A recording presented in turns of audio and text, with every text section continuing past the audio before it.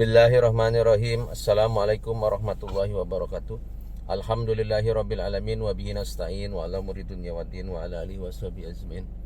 Allahumma shalli ala sayyidina Muhammad wa ala ali sayyidina kama shallaita ala Ibrahim fil alamin innaka Hamidul Majid.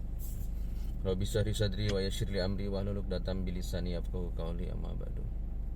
Alhamdulillah, kita panjatkan puji serta syukur kita kepada Allah Subhanahu wa taala. Karena dengan rahmat dan karunia-Nya lah kita masih diberikan kesehatan, panjang umur, iman dan Islam kita. Salawat berkah salam kita sampaikan ke baginda Nabi besar Muhammad Sallallahu Alaihi Wasallam. Karena wasilahnya dari beliau kita hidup dalam keadaan terang benderang, dalam keadaan iman dan Islam kita. Alhamdulillah, saudaraku, seperti janji saya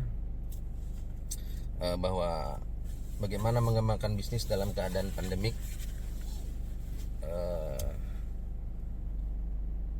Saya akan kasih atau kita berbagi strategi-strategi apa aja yang harus kita lakukan dalam dunia bisnis. Konten saya adalah gila bisnis tanpa hutang. Ada dua nanti yang sering kita share. Yang pertama adalah dari sisi hablum minallah dan hablum minannas. Saudaraku, insyaallah hari ini saya dalam perjalanan menuju pengajian mingguan, yaitu di Pasar Kemis Cilongok dengan guru besar kita Abuya Kiai Haji Uci Tutusi. Kurang lebih perjalanan ke sana ditempuh dalam waktu 30 menit. Biasanya setiap hari Minggu mulai di pukul 7.30 sampai jam 12 siang. Oke, menindaklanjuti yang saya sampaikan tadi, bahwa ingat saudaraku, yang salah itu bukan bisnisnya. Bisnis itu tidak ada yang salah selama dia berdasarkan syariat Islam. Terkecuali kita melanggar syariat-syariat yang Allah berikan.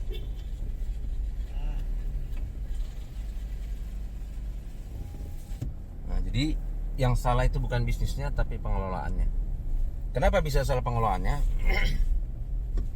Yang pertama adalah kita harus jaga hubungan kita dengan Allah.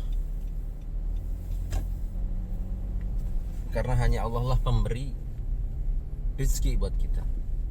Kita sebagai pengusaha selalu berpikir logika. Nah, manakala kita selalu berpikir logika,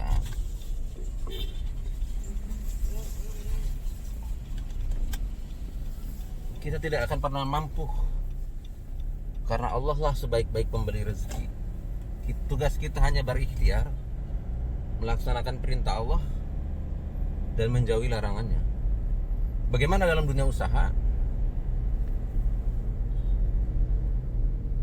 Pastikan bahwa bisnis kita harus jelas, fokus apa bidang kita yang mau kita jalankan.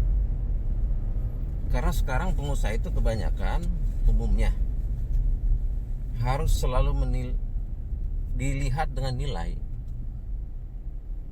Padahal bukan itu yang sesungguhnya adalah keberkahannya, kebarokahannya dari sesuatu yang kita kerjakan.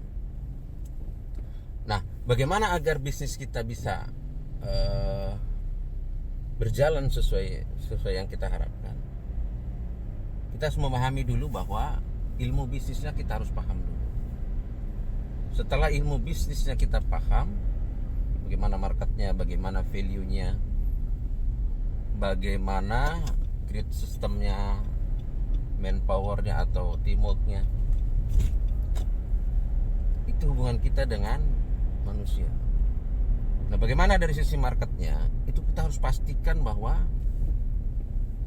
customer kita yang harus kita layani itu akan memberikan imbalan ataupun nilai, entah dari sisi cash flow-nya dia bagus. Karena kalau marketnya dan cash in-nya telat, itu akan menimbulkan problem dari sisi cash flow kita. Jadi kalau misalkan customer pembayarannya terlalu lama, itu problem awal dari permasalahan perusahaan kita. Jadi kita harus pastikan dari awal bahwa cash in itu atau perputaran keuangan kita harus pastiin bahwa customer kita pembayarannya bagus. Jangan terlalu lama juga. Karena begitu kita terlalu lama, berarti ada jeda antara pengeluaran kita yang setiap hari berjalan terus dengan pendapatan kita yang emang terlalu jauh jarak waktu. Nah, kalau itu udah terjadi karena kapital kita juga terbatas, itu akan menimbulkan masalah. Itu awal masalah dulu. Jangan kita ada pekerjaan pasti ada uang muka. Tapi berapa persen sih uang muka yang bisa kita? Jadi poin utama adalah agar kita tetap eksis, harus jelas siapa target market kita. Ya mohon maaf, sekarang nih kebanyakan bisnis pada alas dalam artian asal berbisnis. Jadi itulah yang harus kita jalani dari sisi strategi bisnis hablum minannasnya. Nah, hablum minallahnya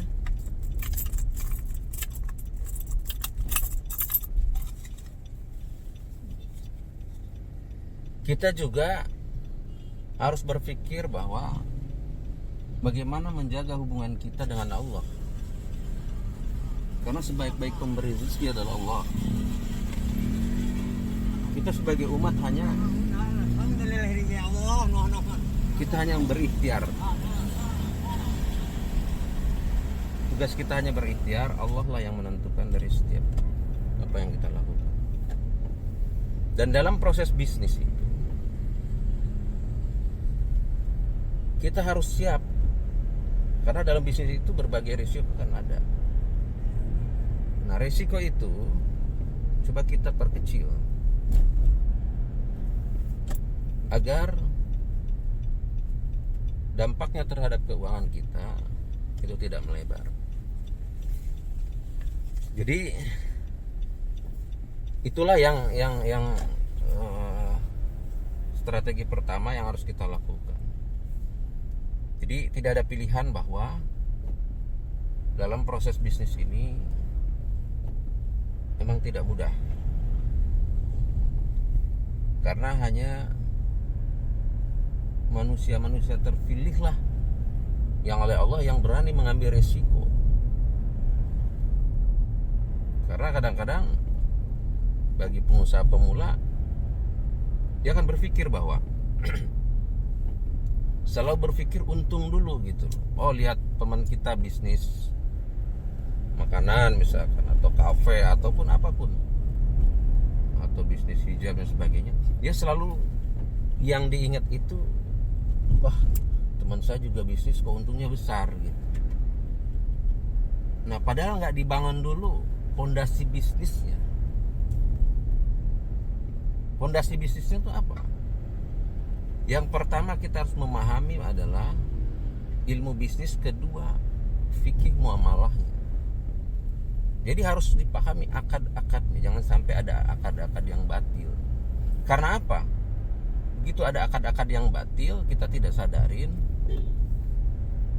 bahwa itu yang kita langgar dari aturan Allah. Jadi ingat saudaraku ahli surga. Kenapa saya selalu doain ahli surga? Karena kita ini penghuni surga, bukan penghuni neraka. Dalam bisnis itu bukan cuman untung, saudaraku, tapi ada yang lebih besar dari itu. Ada surga dan neraka, ada halal dan haram. Karena nanti di yaumil akhir kita akan ditanya dua hal. Untuk harta ya, untuk harta dua hal. Dari mana kau dapatkan harta itu? Dan untuk apa kau belanjakan harta itu?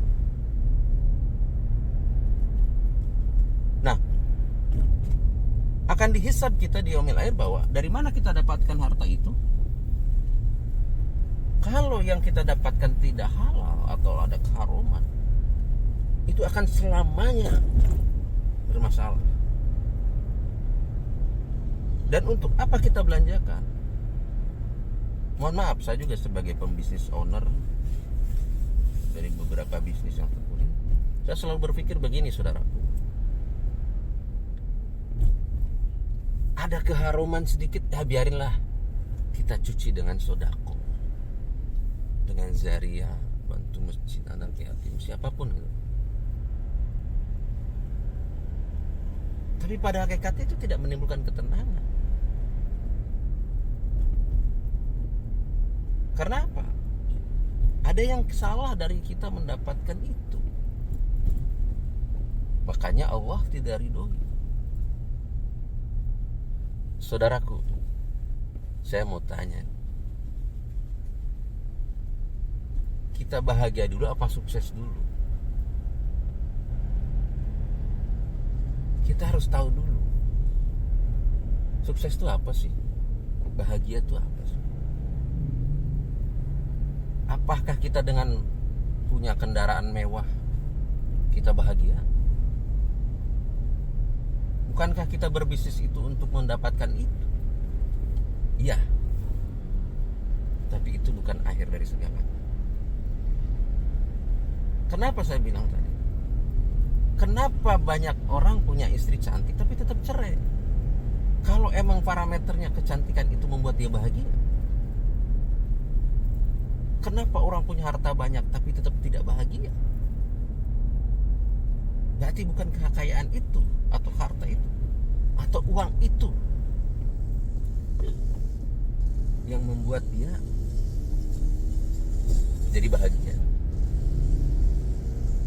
Yang ada adalah sengsara, gelisah. Baik, saudaraku ahli surga, kita mapping dua, satu di kiri, satu di kanan. Kalau dalam hidup kita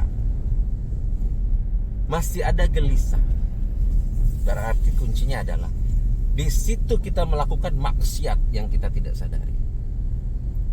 Setelah maksiat adalah sama dengan gelisah, tidak ada ketenangan, sama dengan sengsara, dan sama dengan juga berarti neraka. Jadi kalau hidup kita masih gelisah, tidak ada ketenangan, tidak kebahagiaan, berarti kita masih bermaksiat sama Allah. Yang kedua, di kanan ini kita harus taat, tunduk, dan patuh terhadap Allah. Begitu kita melakukan sesuatu yang Allah perintahkan, pasti akan ada ketenangan di dalam diri kita. Begitu ada ketenangan di dalam diri kita, taat sama dengan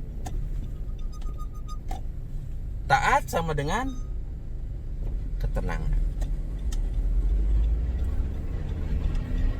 Nah, ketenangan akan menimbulkan kebahagiaan.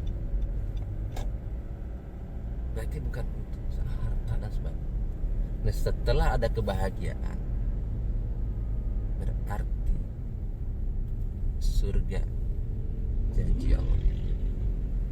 Jadi poinnya adalah setelah kita dalam bisnis harus tahu ajas bisnisnya, niat bisnis kita karena apa. Jangan pernah berpikir niat karena pengen kaya, niat karena pengen tenar, kita niatkan karena Allah. Karena itu perintah Allah. Silahkanlah kalian bertebaran di muka bumi Allah, carilah keridhaan Allah. Silahkan kita ikhtiar maksimal, jangan pernah ragu, maksimalkan sesuai kemampuan kita. Tapi hasil akhir kita gantungkan setinggi mungkin terhadap Allah, bukan terhadap makhluk. Karena kita akan capek, akan lelah kalau kita tergantung ke makhluk. Kenapa? Lah kita juga minta ke makhluk, makhluk juga harus meminta sama Allah. Tugas kita hanya berikhtiar memastikan bahwa ada sebab musabab rezeki itu datang. Jangan sekali-kali saudaraku bahwa dengan kita berdiam diri rezeki itu datang. Rezeki itu harus kita jemput, harus kita proses. Dalam bisnis misalkan, lakukan seperti bidang kita. Buatlah misalkan kita perusahaan kita yang betul-betul produktif. Bagaimana value-nya kita? Kenapa customer kita memilih kita? Bagaimana pelayanan kita? Bagaimana target kita? Bagaimana adab-adab dalam bisnis? Mari kita contoh Rasulullah dalam berbisnis, sahabat-sahabat Rasulullah dalam berbisnis. Dan target akhir mereka bukan untuk seberapa kaya, tapi seberapa bermanfaat. Jadi saya berharap saudara-saudaraku, terutama pembisnis-pembisnis pemula, mari kita niatkan kembali bahwa yang salah itu bukan bisnisnya, yang salah itu pengelolaan. Ingat saudaraku, kalau kita mau neken cash out pengeluaran-pengeluaran kita, hindari menggunakan dana yang berlebihan, atau dalam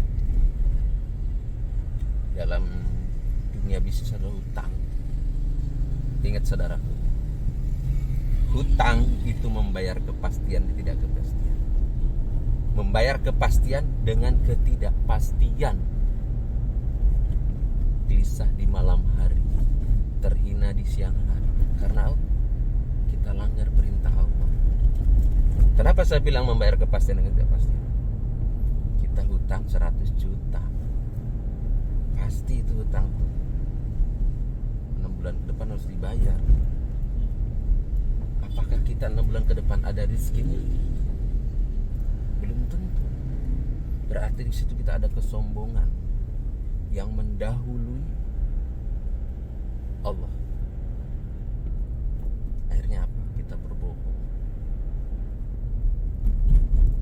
Kenapa? Akhirnya kita mengembangkan bisnis di luar kapasitas kita. Ini yang sering salah. Makanya bagi para pembisnis pemula ataupun yang sudah berjalan, mari benahin kembali bisnis. Kalau kita emang baru punya modal 5 juta, 10 juta, pakai aja itu. Seiring berkembang benahin. Ingat, begitu Allah ridhoi, Allah berkahi, rezeki itu akan datang. Jadi bagaimana kita mengembangkan bisnis? Saudaraku, ada satu lagi.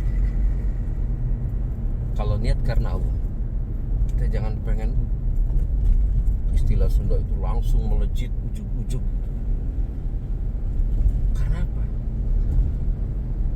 Karena kita memaksakan. Oh, saya pengusaha, harus pakai mobil mewah dan sebagainya. Padahal mohon maaf, dia dikembangkan dengan hutang. Akhirnya apa? Allah kasih kenikmatan itu, Allah ulur semua rezeki dikasih. Itu istizraq. Kelihatan dia banyak, tapi sesungguhnya itu seperti itu tidak akan, tinggal tunggu waktu, saudara. Karena siapapun pengusaha akan mengalami fase itu selama dia masih menggunakan atau masih melanggar aturan Allah. Saudaraku harus tahu ya, kita sebagai umat Islam, bahwa Allah ciptakan manusia hanya untuk beribadah kepadaku, kata Allah, melaksanakan perintahnya, menjauhi larangan. Kalau ada kata-kata melaksanakan perintah, berarti Allah kasih petunjuknya untuk kita hidup. Itu apa? Al-Quran. Al-Quran dan Al-Sunnah. Al-Quran dan suri teladan kita, Rasulullah yang harus kita jadi panutan. Insya Allah Kalau itu yang kita lakukan, saudaraku, hidup kita akan tenang. Saya menyampaikan ini, mohon maaf sekali lagi, bukan karena saya bisa. Saya hanya menceritakan pengalaman pribadi saya dengan perusahaan yang saya jalankan. 1 tahun lebih, saudaraku, saya mencari kenapa bisnis kita tidak ada keberkahan. Allah akan cuci itu.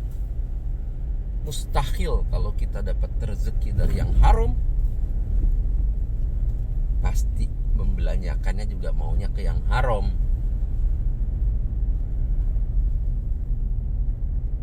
Tapi kalau rezeki itu yang didapat dengan halal, akan ada ketenangan. Dan setelah ketenangan itu ada kebahagiaan. Bukan sisa hidup kita, saudaraku. Ingat, saudaraku. Ingat, saudaraku. Kematian tidak akan pernah nunggu taubatmu. Saya cerita begini, saya pengen berbagi, saudara. Karena kalau kita tidak mengalami sendiri bagaimana proses hijrah demi hijrah itu yang saya lakukan, kita dicuci sama Allah agar bersih kembali, dan itu tidak mudah. Kita akan dihinakan dengan pandangan manusia, tapi sesungguhnya kita diangkat derajat kita oleh Allah untuk kembali sebagai fitrahnya orang bersih. Jadi kita jangan pernah silau dengan siapapun, dengan banyaknya harta, dengan banyaknya jabatan dan sebagainya, kalau dia didapatkan dengan tidak halal. Jadi itulah, saudaraku, tips atau strategi yang dalam dunia usaha harus kita benahi. Nah, bagi pengusaha yang sudah berjalan, lakukan proses hijrah. Berhentikan akad-akad batilnya. Nah, kalau kita mau lakukan proses itu, kita harus selalu mengaji.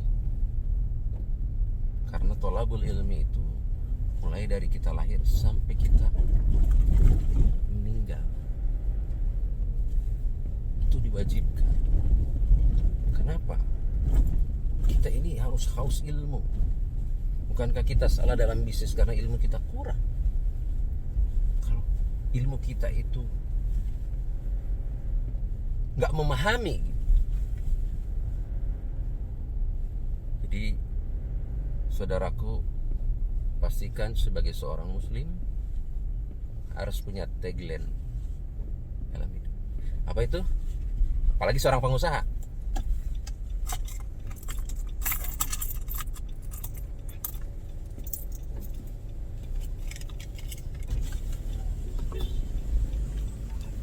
Ya, Bang. Apa itu, saudaraku, tagline? Yang pertama adalah berusaha semaksimal mungkin, fokus. Kita bukan mental pecundang, kita mental petarung dalam bisnis. Lakukan apapun semaksimal mungkin, tapi sesuai syariat. Jangan menghalalkan segala cara untuk mendapatkan sesuatu. Karena kalau itu lakukan, kita akan kembali lagi ke zaman jahiliyah, bahwa kita nggak menerapkan syariat. Yang kedua, saudaraku, harus mengaji, saudaraku, dimanapun. Misalkan kita dalam perjalanan,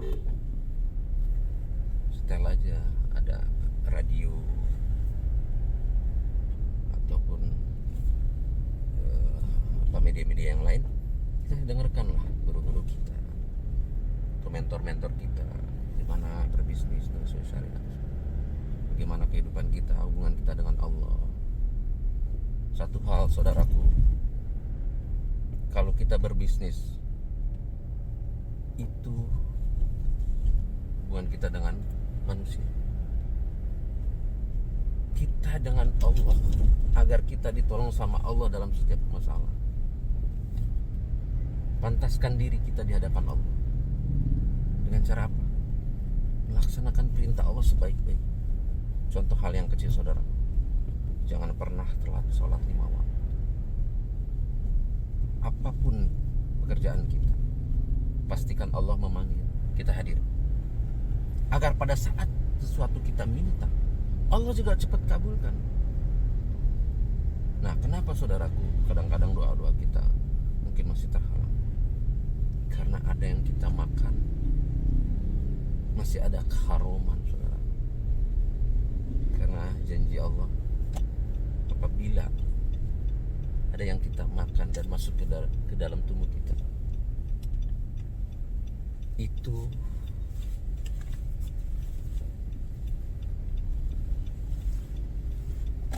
sebentar saudaraku,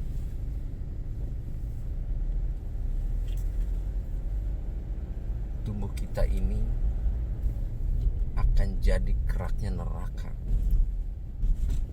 Sungguh luar biasa saudaraku. Kalau Anda sebagai orang yang beriman harus yakin dan percaya Al-Quran sebagai dalil yang Allah turunkan, sebagai panduan hidup manusia.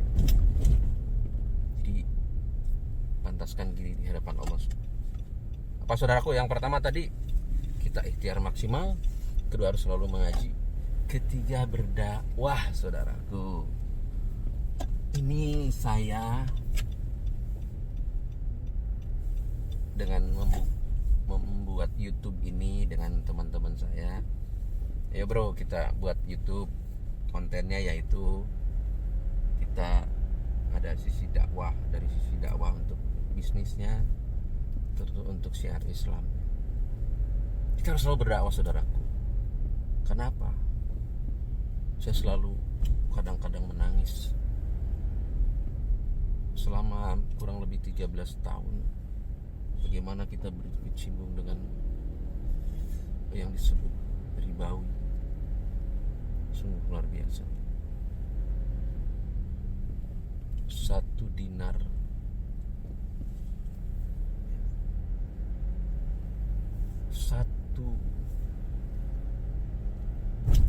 itu sama dengan berzinah dengan ibu kandungnya. 36 kali berzinah dengan ibu kandung. Bayangkan saudaraku, kalau kita bertransaksi dengan utang dan ada riba, nggak Anda kalikan saja berapa dosa kita. Siapa yang bisa mengampuni kita?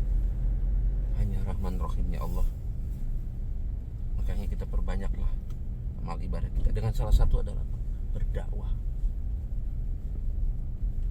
Karena berdakwah itu tidak dikurangin pahala kita sedikit pun.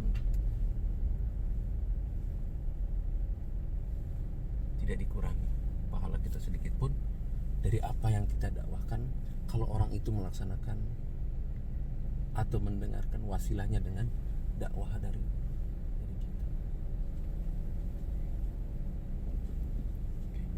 Yang terakhir adalah saudaraku, hijrah menghijrahkan. Kita sudah hijrah, coba membuat hijrah. Kita hijrahkan saudara-saudara kita. Kita hijrahkan saudara-saudara kita agar kembali ke jalan yang Allah ridhoi. Oke saudaraku, ini saya udah mulai sampai di Cilongok Pasar Kemis. Mungkin tip ataupun